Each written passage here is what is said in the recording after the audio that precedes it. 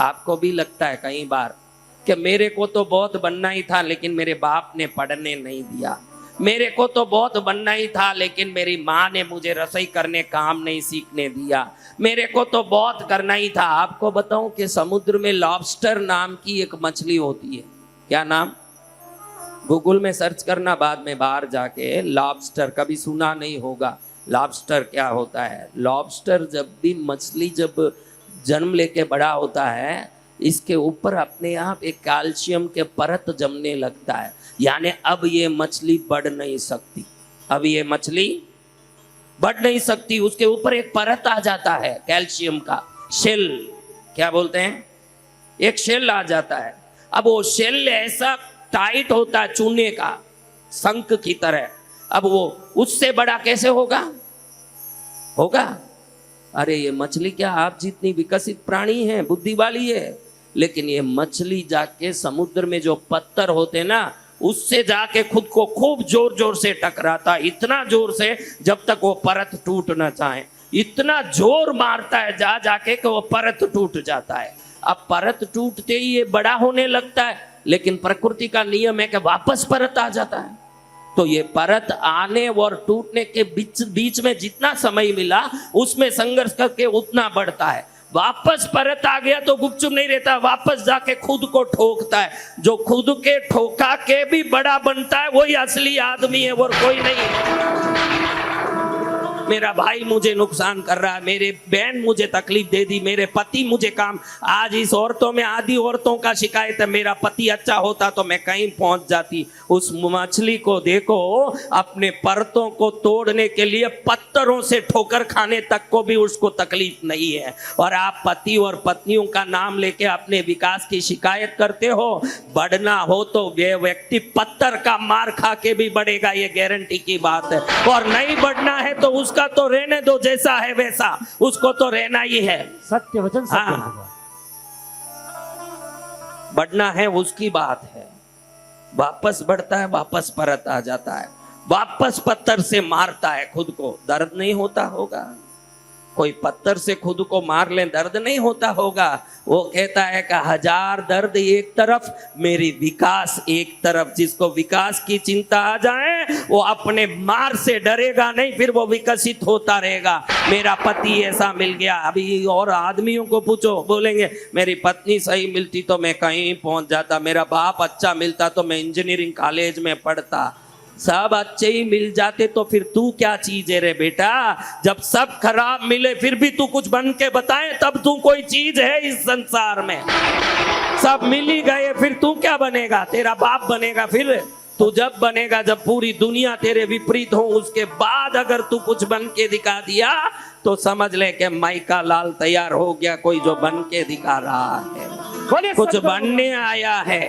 सत्य वचन हमको तो कमी निकालनी है, क्यों नहीं जिया भाई? हमारे साथ तो ऐसे धोखा हो रहा है महाराज, बड़ा धोखा हो रहा है। या तो ग्रहों के ऊपर धोखा डालेंगे, ज्योतिष ने बोल दिया शनि बड़ा खराब है, शनि मेरा दुश्मन बन के परेशान कर रहा है। ज्योतिष ने बोल दिया कि अभी समय बहुत खराब है। अगर जूझ आ गई मन में तो शनि भी कुछ नहीं कर सकता, मैं बोलता हूं आप। जय जय गुरुदेव। जूझ आ गई मन में तो दुनिया में राजा बनने की ताकत हम रखते हैं, वो जूझ आना है। हजार बार मार खा के एक मछली अगर अपने आप को बढ़ा सकता है, आप मछली से गए बीते हुए नहीं हो, आप मछली से बहुत आगे हो। देखो आपको मैं पूछता हूँ, 100 करोड़ रुपए में फ्लाइट बनते हैं, कितने करोड़ रुपए में? 100 करोड़। सही बात है ये गलत बोल रहा हूँ? 1 करोड़ रुपए में बस बनते होंगे, या 5 करोड़, 8 करोड़, 10 करोड़, मुझे पैसे का कीमत का तो पता नहीं क्योंकि मैं कोई बस खरीदने गया नहीं। लेकिन 10 करोड़ का बस समझो आप, कितना? 100 करोड़ का फ्लाइट समझो, सही है? अभी ये कोई भी फ्लाइट पहले ऐसे धरती पर ऐसे जाके बहुत दूर तक ऐसे जाके फिर टेक ऑफ करता होगा कि सीधे ही धरती से सीधे ऊपर चढ़ता होगा? धीरे धीरे टेक ऑफ। हाँ, सभी फ्लाइट दुनिया के पहले थोड़ा ऐसे धरती में चलेंगे, उसको रनवे कहते हैं। क्या कहते हैं? रनवे। रनवे में पहले थोड़ा चलेंगे, फिर टेक ऑफ होंगे, धीरे से ऐसे जाएंगे और आकाश में पहुंच जाएंगे। अगर समझो दिल्ली से बेंगलुरु जाने वाली कोई फ्लाइट है, दिल्ली से ही ऐसे ही सड़क पर जा रही है, बेंगलुरु तक सड़क पर पहुंच गई, उसके लिए काहे लिए भाई फ्लाइट, हो तो बस ही काफी है ना। जी भगवान। तो संसार के जितने जानवर जी रहे हैं ना, वैसे आप जी रहे हो तो 100 करोड़ का फ्लाइट सड़क पर चल रहा है, वैसा ही है। अगर जिस दिन आपका टेक ऑफ हो गया तो ईश्वर का बनाया ये सृष्टि आपके लिए सही काम कर रहा है, ये समझ लो। आपका टेक ऑफ हो रहा है। अगर नहीं हुआ तो बेकारी है। मनुष्य जन्मा कुछ भी करने के लिए है। किस लिए है? कुछ करने के लिए। अगर नहीं कर रहे हो ना, दुनिया भर की कुछ न कुछ बहाने करके, भाभी सही नहीं मिली, ननंद अच्छी मिलती तो सुख होता, सासू खराब मिल गई, पति सही मिलता तो अच्छा होता, बाप होता तो पढ़ाई हो जाता, ऐसे कर रहे हो तो 100 करोड़ का फ्लाइट धरती पर सड़क पर चल रहा है। अगर सब कुछ छोड़ करके बराबर झूंझ के उठ जाओगे और आकाश पर चढ़ोगे, देखो जानवर जैसे जीने के लिए जानवर ही काफी है। उसके लिए तू क्यों भाई, तुझे फ्लाइट बना के भगवान ने भेजा, कोई विशेष चीज बना के भेजा, फिर तो तुझे उड़ने के लिए भेजा है, धरती में चलने के लिए नहीं भेजा है। अगर तू उड़ने से रुकता है तो वो रोकता तेरी कंजूसी, तेरे उल्टे सीधे विचार, विज्ञान की बातें। धर्म से बड़ा कोई विज्ञान नहीं है। धर्म जो कहता है वो करेगा तो उसी दिन तेरा फ्लाइट उड़ने लगेगा। धर्म के विपरीत रहेगा, सड़क में ही घूमेगा बसों की तरह, तो उड़ नहीं पाएगा। समझ रहे हो मेरे बात? जी भगवान। हाँ, कुछ करें, किसी के लिए करें। इधर जितने लोग बैठे हैं 100% दिल्ली में स्वामी नारायण मंदिर को तो जानते ही होंगे सब। बाहर वाले हों, अंदर वाले हों, दिल्ली वाले हों, छतरपुर वाले हों, दिल्ली स्वामी नारायण मंदिर गए क्या ये नहीं पूछ रहा हूं, जानते हो क्या ये पूछता हूं मैं। हाँ, कौन जानते? सब जानते। क्या ये स्वामी नारायण कृष्ण है, राम है? हाँ, राम है, कृष्ण है, हनुमान जी है, एक संत है। कौन है? संत। अरे इनसे बड़ी कोई मंदिर ब्रह्मांड में बता दो। स्वामी नारायण मंदिर से बड़ा मंदिर कोई ब्रह्मांड में बता दो। ये गणेश जी का मंदिर उससे बड़ा है।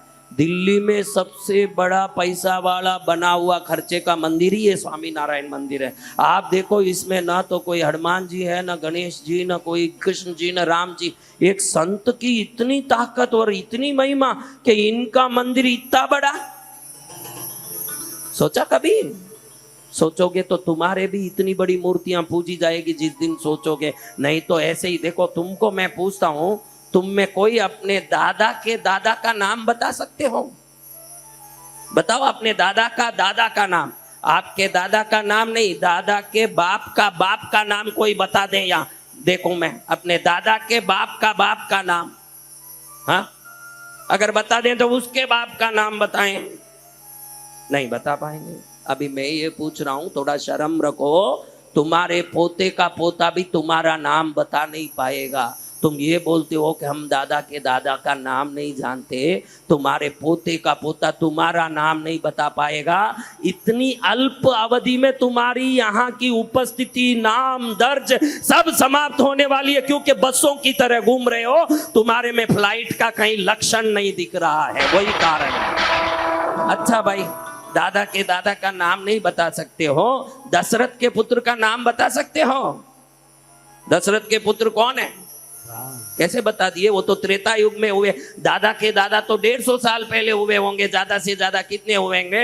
150 साल पहले हुआ तुम्हारा घर का आदमी का पता नहीं, और कहीं गए हुए त्रेता युग के आदमी का पता है। तो उनकी जिंदगी उस प्रकार की थी जो दुनिया सोचने के लिए मजबूर होती है। हाँ, कीड़ों की तरह मरोगे तो तुम्हारा कोई नाम भी नहीं ले पाएगा।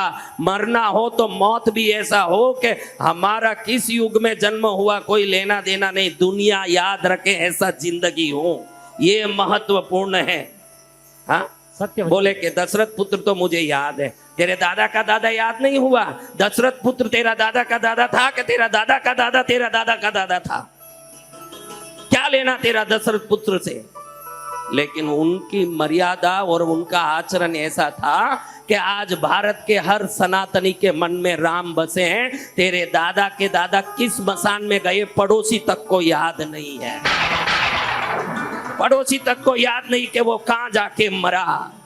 काम ऐसा करियो जो धन्ना सा ने किया, रानकपुर बनवा के जग में नाम कर दिया। काम ऐसा करो कि करने के बाद कोई याद रखे। ऐसे कैसे हो गए स्वामी नारायण जो इतने बड़े मंदिर है, 5,000 करोड़ के ऊपर खर्च करके दिल्ली में मंदिर बना है स्वामी नारायण का। ऐसा कोई भगवान का मंदिर है? एक संत का मंदिर है, ये कोई भगवान का मंदिर नहीं है, सिर्फ एक संत का मंदिर है। किनका मंदिर? तो ऐसे कैसा मंदिर जो संत का इतना बड़ा बना? जब आप सुनोगे तो बोलोगे कि इससे भी बड़ा मंदिर उनका बनना चाहिए, ये तो बहुत छोटा है। आप बोलोगे जब बचपन में वो छोटे थे तो उनका नाम नीलकंठ था, स्वामी नारायण नहीं। क्या नाम था? नीलकंठ। नीलकंठ। जब गुरु के पास शिक्षा ले रहे थे, सभी लोग शिक्षा ले रहे थे, ज्ञान पा रहे थे, संस्कार पा रहे थे। एक दिन गुरु ने बोला कि सबकी पढ़ाई पूरी हो गई बेटा, मैं अपने मंत्र सिद्धि से, अपने योग सिद्धि से, ज्ञान सिद्धि से सबको आज आशीर्वाद देने वाला हूं। किसको क्या चाहिए मांग लो। क्या बोला? जिसको जो चाहिए मांग लो। तो एक आया हाथ जोड़ के, प्रभु मैं घर जाऊं, मेरे अच्छे से शादी हो जाए, बच्चे हो जाएं, परिवार सुखी रहे, आशीर्वाद दो।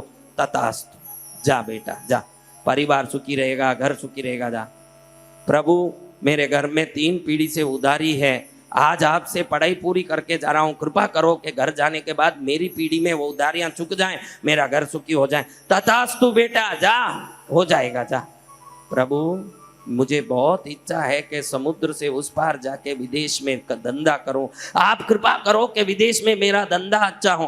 तथास्तु बेटा जा। ऐसे एक एक आदमी आ रहा है, कोई पत्नी मांग रहा है, कोई बच्चा मांग रहा है, कोई पैसा मांग रहा है, कोई धंधा मांग रहा है। अब बारी आई नीलकंठ जी की। किनकी बारी आई? नीलकंठ। हाथ जोड़े गुरु के सामने खड़े, बेटा तुझे क्या मांगना? प्रभु जी मांगना है, मुझे भी मांगना है। क्या बेटा? प्रभु ये दुनिया में सभी लोग दुखी क्यों हैं? अपने अपने कर्मों के कारण दुखी है बेटा, वो उनके कर्म ऐसे किए वो दुखी है। तो क्या प्रभु ये कर्म अदल बदल हो सकते हैं? क्यों नहीं हो सकते? ययाति ने बहुत भोग विलास के कारण सोचा था कि मेरा अगर बुढ़ापा कोई ले ले मेरे बच्चों में तो उनको राज्य धन दे दूं और मैं जवान हो जाऊं, वापर मौज करूं पत्नियों के साथ। तो उनका एक पुत्र उनका बुढ़ापा ले लिया था और उन्होंने जवानी ले ली थी। कर्म बदल भी सकते हैं। तो महाराज जी आपने बोला कि आज पढ़ाई पूरी हो गई, सबको आप आशीर्वाद देंगे, मन चाहा वरदान देंगे, तो मैं नीलकंठ आपसे प्रार्थना करता हूं, अनंत करोड़ जन्म हो जाएं तो चले, धरती में रहे हुए सभी लोगों का दुख मुझ में आ जाए और बदले में सभी लोग सुखी रहें, ये सुख उनको दे दीजिए, मुझे ये चाहिए। कोई पैदा हुआ होगा ऐसा? गुरु ने हाथ जोड़ के कहा, मैंने तो ये दे दिया आशीर्वाद बेटा, लेकिन मैं तेरे गुरु होने लायक नहीं हूं, क्योंकि ये सोच मेरे में ही नहीं आया तो मैं तेरा गुरु कैसे बन सकता हूं? तू दुनिया में गुरु बनेगा और जगह जगह तेरी मूर्ति की पूजा होगी, क्योंकि जिसके दिल में दूसरों के दर्दों को सहन करके उनको सुख देने की इच्छा आ गई, उससे बड़ा भगवान तो कोई नहीं हो सकता। तू संत होके भगवान के रूप में पूजा जाएगा। जय गुरुदेव। क्यों पूजे जा रहे हैं स्वामी नारायण जी? एक शांति तो है। इतना बड़ा मंदिर, 5,000 करोड़ का मंदिर, मैं बोलता हूं कि पूरी दुनिया का दुख लेके उनके बदले में सुख देने की जो सोच रखा, उसके लिए तो 50,000 करोड़ का मंदिर भी छोटा पड़ता है। उससे भी बड़ा मंदिर होना चाहिए। जय जय गुरुदेव। उससे बड़ा मंदिर होना चाहिए उनका, ये तो बहुत छोटा मंदिर है। सत्य वचन गुरुदेव। ऐसा जीवन है, ऐसा जीवन जीना है, ऐसा सोच रखना है कि मैं क्या पाऊं, मैं क्या कर सकता हूं।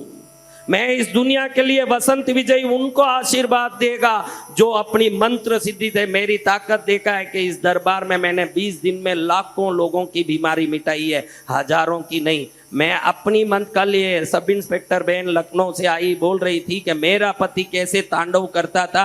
उनका शब्द है कि मेरा पति कैसे तांडव करता था। आपके शरण में आया, आज ठीक हो गया मेरा पति। लाखों होंगे ऐसे।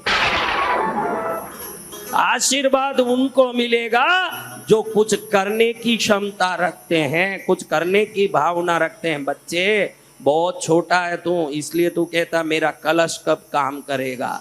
तो वो हल्की सोच इसलिए आती है कि संसार में रह के बकरियों में तू एक बकरी हो गया है, वो बकरियां चले वहां चल रहा है।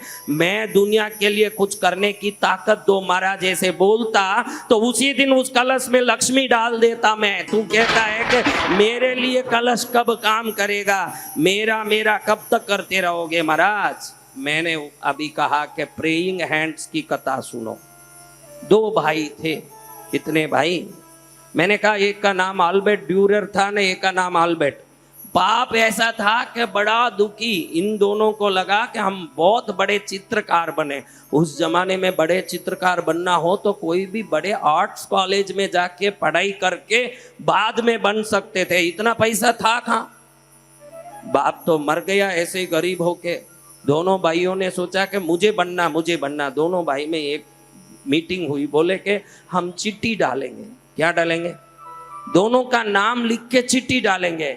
चिट्ठी जिसकी आएगी वो पढ़ाई करेगा, जिसकी नहीं आएगी वो नौकरी करके इसको पढ़ाएगा। ये नियम होगा। तैयार है? दोनों भाइयों ने मान लिया। चलो चिट्ठी डालते हैं। जिसकी चिट्ठी आएगी वो पढ़ाई करेगा और जिसकी चिट्ठी नहीं आई वो नौकरी करके मेहनत करके इसको पढ़ाएगा। चिट्ठी डाली। दो में एक ही नाम आना था। जिसका नाम आया वो पढ़ने गया बड़े आर्ट्स कॉलेज में, जर्मनी के बहुत बड़े आर्ट्स कॉलेज में। चित्रकारों के वहां जाने के बाद एकेडमी में जिनका नाम आ जाता हो ऐसी जगह जाके पढ़ाई करने के लिए गया। वहां जाके पढ़ाई में लग गया। दूसरा भाई का क्या बारी था महाराज? बोलो। इतनी बड़ी कॉलेज में पढ़ने के लिए पैसा भी तो उतना लगता होगा। एडमिशन फीस, मंथली फीस, चीज़ों की fees, water colour, chemical colour, fancy colour, crayons colour, जितने सारे बड़े बड़े कैनवास, बड़े बड़े चार्ट शीट, सब खरीदना। चित्रकार बने कहाँ से मिले? तो सोचा इतना काम करना तो ये गलियों में, गांव में, दुकानों में काम करके इतना पैसा नहीं आएगा। कोयले के खानों में उस जमाने में अंदर जाके सुरंग में उतरना पड़ता, जल्दी कोई काम में नहीं जाता था। क्योंकि कोयले के खान में अंदर जाओ, हवा नहीं, कोई प्रकार का ऑक्सीजन नहीं, अंदर घुस के काम करना यानी मौत का बाजी मुंह में लेना। तो उसने सोचा वहां काम करूंगा तो मेरे भाई का पैसा चुका पाऊंगा। कोयले के खान में 6000 फुट नीचे उतर के अंदर उस अंधेरी कोयले खान में काम करते करते इतना चूर चूर हो गया, अपने का पैसा बेचते बेचते हाथ पूरे फोड़े हो गए, फुंसी हो गए, पूरी हाथ ऐसी सिकुड़ गई। लेकिन मेहनत करके 6 साल तक पढ़ाई कराया। 6ठे साल इसका भाई ग्रेजुएट हुआ। विदेशों के बहुत बड़े कलाकारों में इसके भाई का नाम आ गया। अब जब ये भाई आया, दूसरे भाई को मिलने आया तो देखा कि मेरा भाई तो कंकाल हो गया है, कोयले के खानों में काम करते करते कंकाल हो गया है। ऐसा कंकाल जिसको देखे तो पहचान नहीं पाने के ये मेरा भाई है। बेटा ये मॉनिटर का थोड़ा आवाज खोलना भाई, थोड़ा खोल।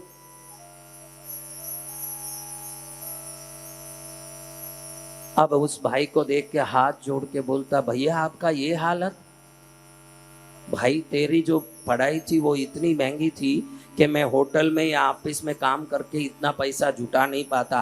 कोयले के खान में कोयला तोड़ते तोड़ते अंधेरे में जहाँ हवा भी नहीं हो, कुछ नहीं, अंदर पूरे फेफड़े में कोयला भर गया है। अब मैं ना जीने का कोई लायक रहा, ना मरने लायक रहा, शरीर पूरा सिकुड़ गया, मैं ऐसे हो गया। भाई कोई बात नहीं, तू अच्छा बन गया, बड़ा आदमी बन गया।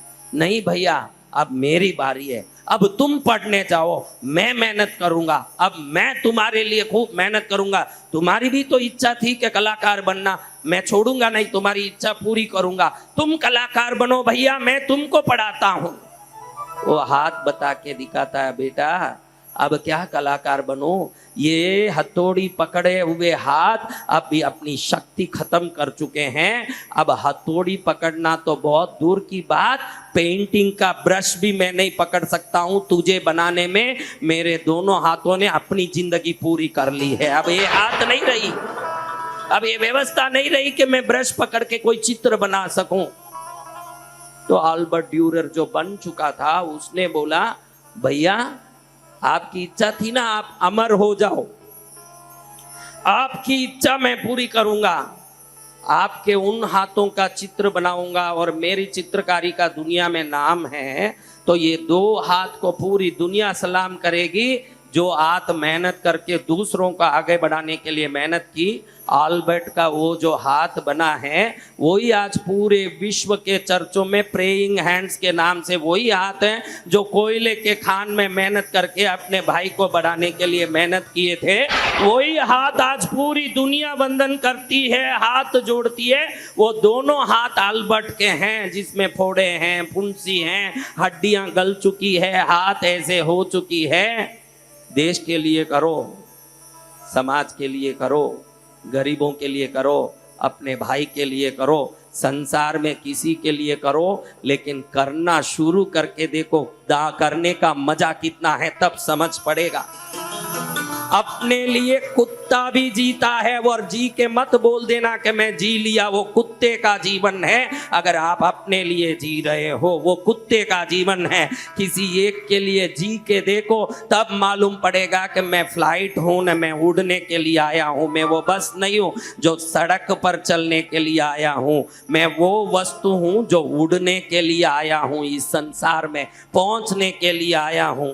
जो ऐसे ही रह के समझे कि इधर महाराज के पास जाएं, कोई ना कोई मुद्रा सीख लें, बड़े पैसे वाले बन जाएंगे, बड़े धन वाले बन जाएंगे। महाराज किसी को स्वार्थी और लुच्चा बनाने के लिए कोई धर्म का संदेश नहीं दे रहे हैं। बचपन से मेरी इच्छा थी, मेरे पिताजी दुनिया के दूसरे इलेक्ट्रिक चौक फैक्ट्री के मालिक थे। एक जमाने में ऐसे कंगाल थे जिनके हम जैसे बच्चों को पालने के लिए शक्कर के बोरे जो खाली आते हैं किसी से मांग के लाके उस पर सुलाते थे। मुझे पालने के लिए 12 आना बचेगा, इसीलिए मैजेस्टिक से यशवंतपुर बस स्टैंड 12 किलोमीटर सुबह और 12 किलोमीटर शाम पैदल चल के मेरे बाप ने रोज 24 किलोमीटर पैदल चल के मुझे पाला है। गरीबी क्या है मैं अच्छी तरह जानता हूँ, गरीबी क्या होती है मैं अच्छी तरह जानता हूं। तब मेरे बचपन में आया, मेरी माँ जब दिमाग खराब हो के मर गई, मेरे भाई को जहर दे के किसी ने मार दिया, मेरे पिताजी के एक्सीडेंट में पैर, आंख, कान सब चले गए, मेरी बड़ी बहन को उसके पति ने जला के मार दिया, छोटी बहन उसको देख के पागल हो के मरी। तब मैंने संत वेश ओढ़ा कि भाई मेरे द्वारा भारत जितनी समृद्ध हो सके उतना मैं समृद्ध करूंगा। जो मेरे घर में मैंने दुख देखा वो दुख किसी को आना नहीं चाहिए, लेकिन दरबार में लुच्चे, लोफर और स्वार्थियों को आते देखता हूं। उनका काम इतना ही है कि कैसे भी महाराज से आशीर्वाद ले लेंगे तो हम अरबोपति बनेंगे। बसंत विजय का आशीर्वाद इतना खोटा नहीं है कि पापियों पर चल सकें। अगर आशीर्वाद कोई भूले भटके मिल भी गया होगा तो जितना स्वार्थ है वैसे ही खत्म भी हो जाएगा। मेरे पास आने वालों में जिनमें धर्म का रंग छड़ गया है उनके साथ बसंत विजय का संग भी छड़ेगा, वो ध्यान रखना। जब धर्म का रंग नहीं छड़ेगा तो मेरा आशीर्वाद, क्योंकि करोड़ों लोग मेरे पीछे पड़ गए हैं कि महाराज के पीछे मैं जाऊंगा, मेरा ये हो जाएगा वो हो जाएगा।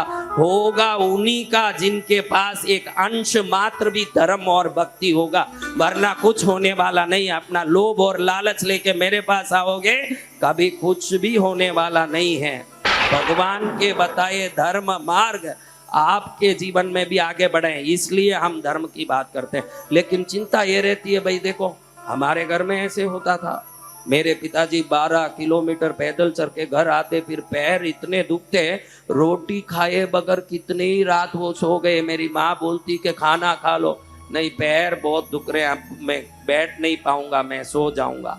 वो जिंदगी हमने देखी बेटा। तो माँ लक्ष्मी कलश की पंचायती करता है, मेरा घर का हालत आके देखता। मेरा बाप 24 किलोमीटर चल के सिर्फ 200 मिली दूध बचाने के लिए पैदल चलता था। वो जिंदगी मैंने देखे हैं।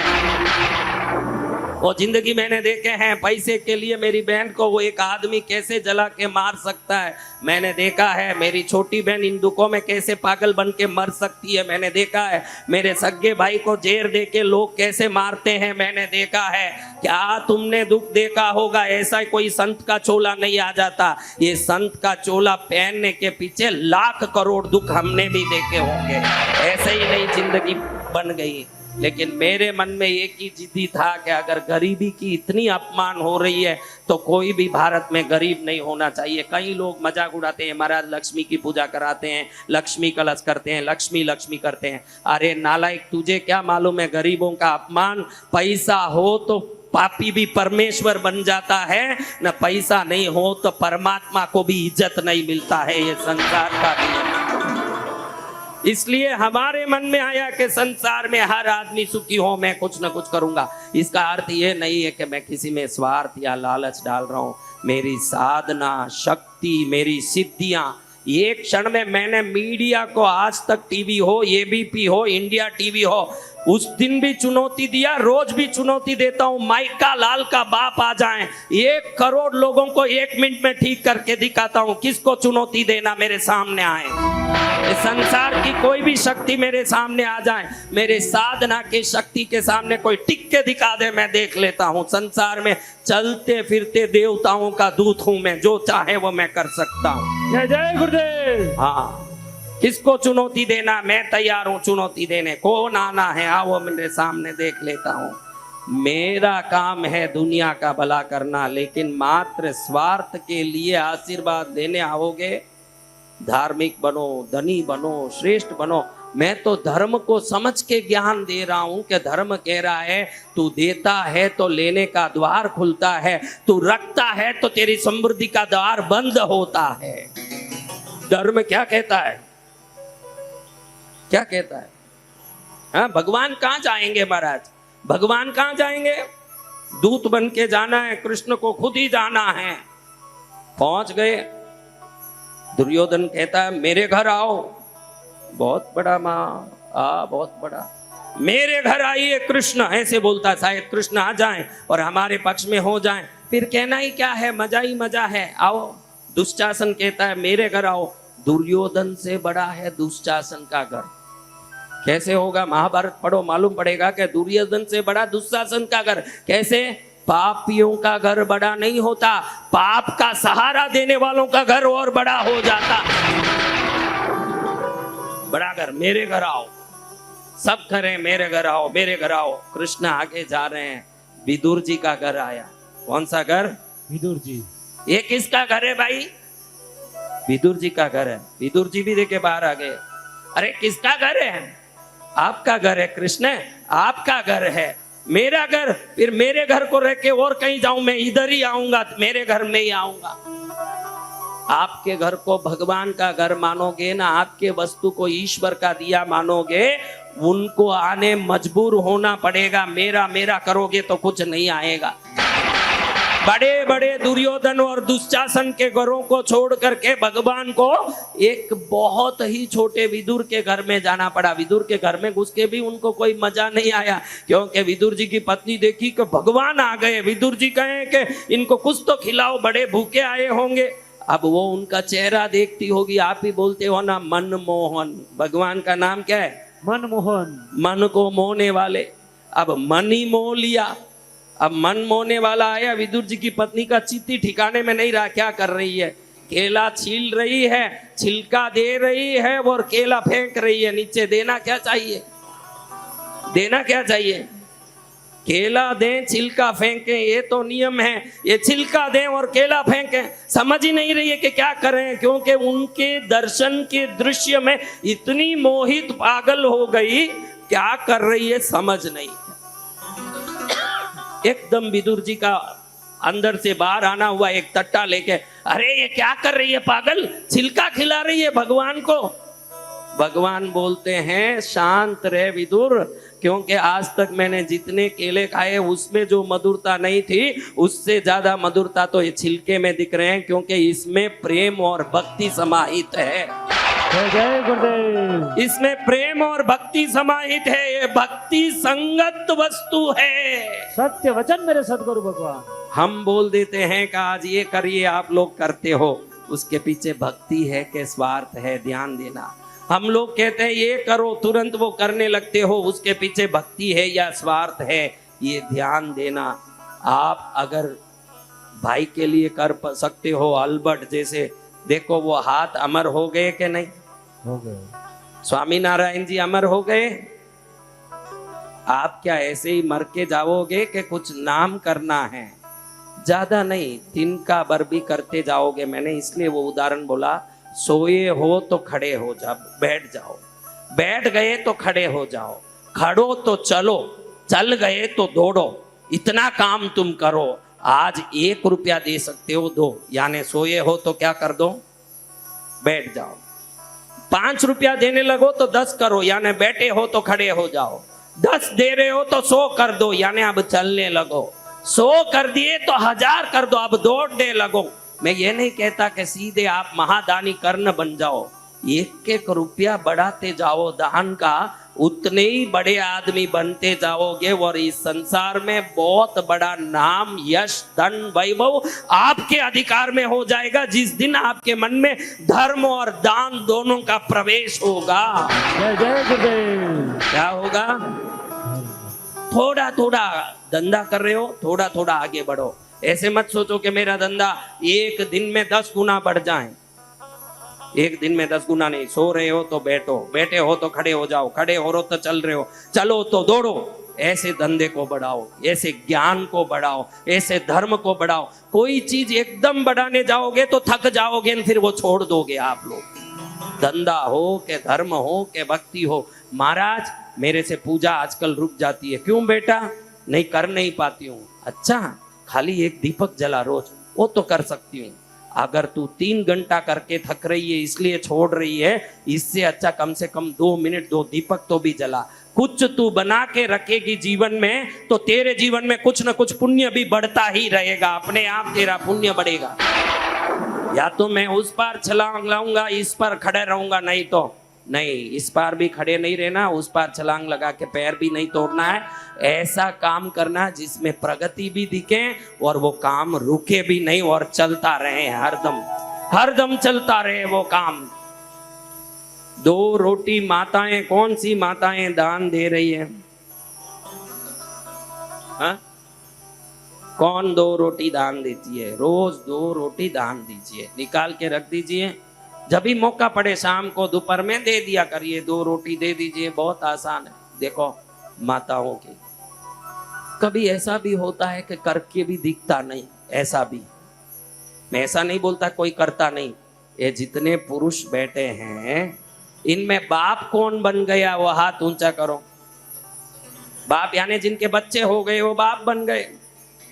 यही वो हैं जो करते हैं, जो दिखते नहीं इस संसार में। माँ दिख जाती है। मैं लिख के देता हूं कि हर माँ की तारीफ होती है कि माँ तू ही माँ, माँ तू ही माँ, लेकिन बाप तू ही बाप, बाप तू ही बाप कोई गाना है? हैं? ये कौन है? ये वो है मोमबत्ती जो रोशनी देता तो सबको दिखता है लेकिन गलता किसी को नहीं दिखता। ये ऐसी मोमबत्ती है। भाई बहुत रोशनी दे रहा है, बहुत रोशनी दे रहा है, बहुत रोशनी। मेरे बाप ने वहां पढ़ा दिया, मेरे बाप ने। एक दिन पूरी मोमबत्ती गल जाती है, तब मालूम पड़ता है कि ये मोमबत्ती रोशनी देते देते खुद को ही समाप्त कर दी। किसी को मालूम नहीं पड़े कि दिनों दिन मेरे बाप का बल घट रहा है, शक्ति घट रहा है। 30 साल का है, 35 का हुआ, 40 का हुआ। बच्चों को पढ़ाने में, परिवार को संभालने में, पत्नी का ध्यान देने में, राशन लाने में, काम करने में, इन सबको खुश करने में रोज लगा रहता है, रोज लगा रहता है। एक दिन ये मोमबत्ती बुझती नहीं है, लेकिन किसी को मालूम नहीं पड़ता है कि ये रोशनी ही नहीं दे रहा है, गल भी रहा है और एक दिन खत्म भी हो जाएगा। ये हालत है। ये कौन है? कौन है ये?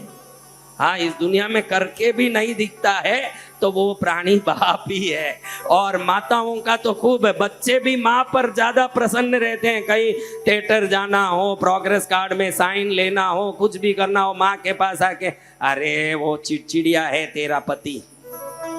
उसका पति इसको क्या लगता है? है, बाप ही लगता है लेकिन बाप नहीं बोलेगा।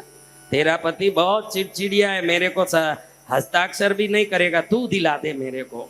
वो भी खुशी खुशी जाएगी, देखो कर दीजिए, बच्चा है, करके भेजा। तो माँ पर प्रीति आती है, लेकिन बाप का अपना मेहनत किसी को नहीं दिखता है। वैसे परिवार के लिए करते हो ना, करते तो हो, परिवार के लिए दौड़ते हो, धंधा करते हो। इस विश्व को ही अपना परिवार मान लो, यहाँ रहने वाले पशु पक्षियों का अपने भी परिवार के सदस्य मान लो, थोड़ा उनके लिए भी करो। मैं इतना ही बोलता हूँ, आप इतना कर रहे हो, इतना सब कुछ आप कर रहे हो, थोड़ा उनके लिए भी करो। इतना ही कह रहा हूँ, ज्यादा कुछ नहीं कह रहा हूँ, कि थोड़ा दूसरों को भी करते ही हो ना भाई। घर के लिए सिर फोड़, बच्चा बोल रहा है कि इस कॉलेज में पढ़ना, आप क्या करते हो? हाँ, पत्नी बोलती है कि ऐसा कपड़ा चाहिए, क्या करते हो? तो ये लोग अपनी मनमानी जिद्दी से आपसे पा लेते हैं।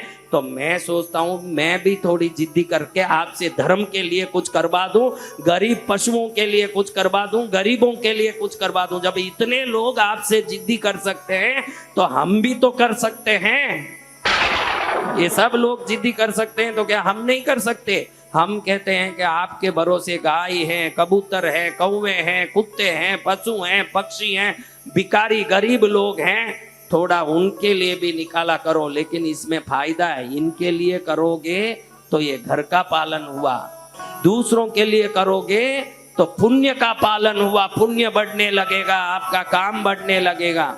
और कई बहनें तो हाथ ही उठाती नहीं दिख रही है कि 2 रोटी हम भी डालते हैं, खाली 2-5 बहनों। कौन बहनें रोटी डाल रही है?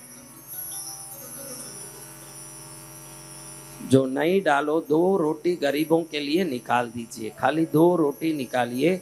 और वो 2 रोटी अलग रख लीजिए, क्योंकि उस समय आप हड़बड़ी में रहते हैं, खाना वाना बनाते हैं, उसी समय दे नहीं पाएंगे। शाम को दे दीजिए, बाद में दे दीजिए, उनका नाम का पहले निकाल लीजिए, फिर घर के लोगों को खिलाइए। क्योंकि उस रोटी के कमाने में कोई पाप लगा हो, कोई दोष लगा हो, किसी प्रकार से कोई घर में अशुद्धि हो, तो इन रोटी को निकालते ही बाकी रोटियां सब पुण्य की रोटियां बन जाएगी आपकी। इतना आप में पुण्य बढ़ जाएगा, आपका कल्याण हो जाएगा कि नहीं?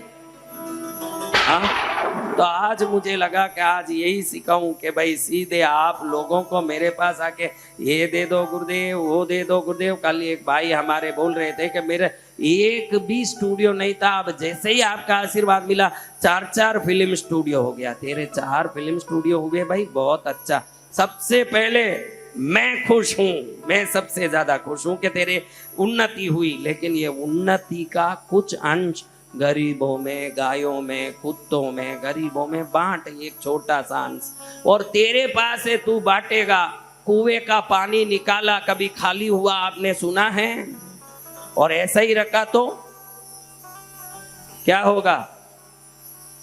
पानी को ऐसे ही रखा क्या होगा? बदबू आएगा। और वो बदबू वाला पानी कौन पी पाएगा हमारा? और निकालते रहे तो शुद्ध पानी भी आएगा ना, पुराना पानी का उपयोग भी होगा। धन कुएं का पानी है, निकालते रहोगे नया शुद्ध पानी आएगा ना, पुराना पानी का सदुपयोग होता रहेगा। और रखे रहोगे तो बदबू ही आना है। फिर क्या करना देख लो, आप लोग सोचो अब क्या करना। ऐसे बन जाओ कि भगत सिंह, मैं इतना भी नहीं बोलता, ऐसे बनो स्वामी नारायण। बाप रे, सोच भी नहीं आता कि हजारों जन्मों तक मुझे सबका दुख भोगने दो, बदले में संसार पूरे को सुखी कर दो। ये विचार मात्र से आज पूरी दुनिया में वो संत पूजे जा रहे हैं। ये विचार की शुभता है। देखो कैसा विचार। आप में लगता है कि मैं करता रहूंगा, लेकिन दुनिया मेरी मंदिर बना के पूजेगी, ऐसा कोई हो सकता है? हाँ, दूसरों के लिए सोचोगे तो उसी समय दुनिया में नाम अमर हो जाएगा। आप कोई आपके दादा के दादा का नाम पता नहीं, आपके पोते का पोता आपका नाम कोई लेने वाला, कहीं मुंह में ही निकलने वाला है क्या? काम ऐसे करो जैसे महापुरुषों का नाम निकलता है, इस दरबार में बैठे हुओं का नाम भी वैसा अमर नाम हो जाए। वैसा कुछ न कुछ करके अपने जीवन को सर्वोत्तम बनाओ। कल मैंने बताया कि मुद्रा क्या होती है। मैंने कल एक बात बताई, मुद्रा क्या होती है। मुद्रा शरीर हार्डवेयर है, शरीर में जो अंग है वो हार्डवेयर है, इसमें जो प्राण शक्ति है वो सॉफ्टवेयर है। प्राण शक्ति चलती है तो शरीर चलती है ना। शरीर जैसे जैसे हिलती है ब्रह्मांड में वैसे वैसे तरंगों को फैला के चीजों को, घटनाओं को अपनी तरफ खींचती है। कई लोग देखो, आप देखो, आपको बताऊं, जब पिक्चर में या टीवी में कोई बहुत ही इंटरेस्टिंग सीन आता है ना, है बहुत इंटरेस्टिंग, तब अचानक आप यूं ऐसे करने लगते हो कि नहीं होता है? तो शरीर अपने आप चीजों से एडजस्ट करता है। जब भी कोई भी विषय बहुत बड़ा घटता है तो अपने शरीर में एड्रेनलिन नाम के पिट्यूटरीज खुलने लगते हैं, और जब भी खुलेंगे जब यहाँ इस जगह में टेम्पटेशन हो, तो हमारा हाथ देखो खुद ही ऐसे जाके बैठता है ताकि उस क्रिया को सहयोग करता है। आपको ही मालूम नहीं कि कोई एक इंटरेस्टिंग या थ्रिलिंग घटना आते ही आप यूं क्यों करते हो, आपको पता है? और कभी कभी कोई दुर्घटना हो जाए कोई शोक का, तो ऐसे बैठ जाते हैं, ऐसे करने लगते हैं। तो शरीर अपने आप हर चीज से एडजस्ट करता है। इसको विशेष रूप से एडजस्ट करके हमारे कार्यों को सिद्ध करना ही मुद्रा है, जो जैसे करने से सभी काम सिद्ध हो जाएं। शरीर में मैंने कल ही बता दिया 72,000 नाड़ियां हैं। कितनी नाड़ियां? और 72,000 नाड़ियां वायर की तरह जा रही है। अंदर प्राण शक्ति रूपी सॉफ्टवेयर से, बॉडी के अंग रूपी हार्डवेयर से ये वायर कनेक्टेड है। जब ये वायर को स्विच डाला जाए तो जैसे लाइट जले, जैसे अंदर से ऊर्जा अपने आप धक्का मारने लगे चीजों को, उस स्विच को मुद्रा कहते हैं। क्या कहते हैं? मुद्रा। कई मुद्रा मैंने पहले बताई, उसमें एक मुद्रा है अश्वरथ मुद्रा। कल कई लोगों ने बोला कि हम अश्वरथ मुद्रा किए, बहुत फायदा हुआ। वो भाई ने कहा कि मेरा 4 स्टूडियो बन गया, ये भाई ने कहा मेरे लाइफ में पूरा चेंज आ गया। उसमें कोई एक व्यक्ति खड़ा होके अश्वरथ मुद्रा करके दिखा सकते हैं कि वो कैसे कर रहे हैं? खड़े होके बताएं।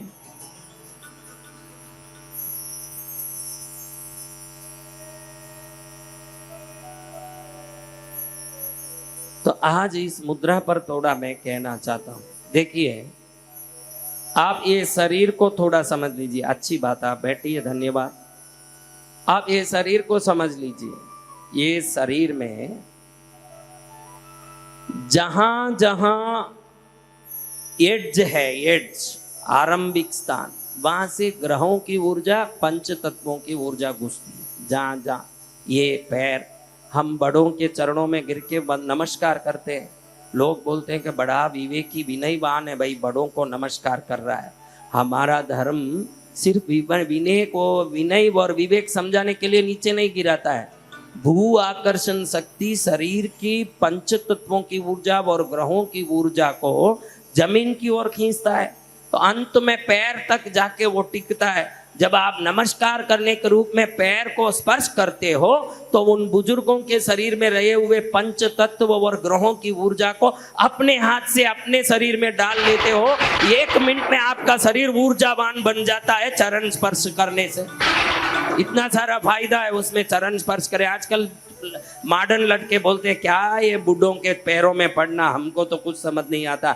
मूर्ख, जब तक तू धर्म को नहीं समझेगा, धर्म के वैज्ञानिक रहस्यों को समझ नहीं पाएगा।